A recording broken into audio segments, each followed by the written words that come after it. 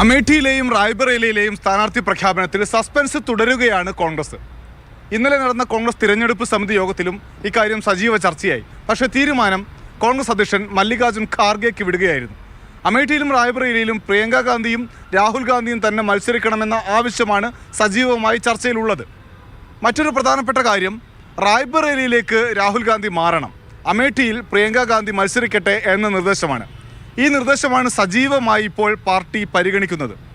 അന്തിമ തീരുമാനം എടുക്കുന്നതിന് മുൻപ് തന്നെ രാഹുൽ ഗാന്ധി വ്യക്തമാക്കിയിട്ടുണ്ട് എന്ത് തീരുമാനം പാർട്ടി എടുത്താലും അത് അനുസരിക്കുമെന്നുള്ളത്. പക്ഷേ പ്രിയങ്ക ഗാന്ധി പറയുന്നത് പാർട്ടിക്ക് വേണ്ടി, ഇന്ത്യ സഖ്യത്തിന് വേണ്ടി രാജ്യത്താകമാനം പ്രവർത്തിക്കാനും ഒപ്പം തന്നെ പ്രചാരണ പരിപാടികളിൽ പങ്കെടുക്കാനുമാണ് ഇപ്പോഴത്തെ താല്പര്യം. മത്സരിക്കാൻ വലിയ താല്പര്യമില്ല എന്ന നിലയിലാണ് പ്രിയങ്ക ഗാന്ധി നിലപാട് സ്വീകരിച്ചത്. പക്ഷേ പാർട്ടി തീരുമാനം അംഗീകരിക്കും. എന്തായാലും വരും ദിവസങ്ങളിൽ നാളെയും മറ്റന്നാളുമായി സോണിയാഗാന്ധിയുമായി കൂടി ഈ കാര്യം ചർച്ച ചെയ്ത് ഒരു തീരുമാനം മല്ലികാർജുൻ ഖാർഗെ എടുക്കും.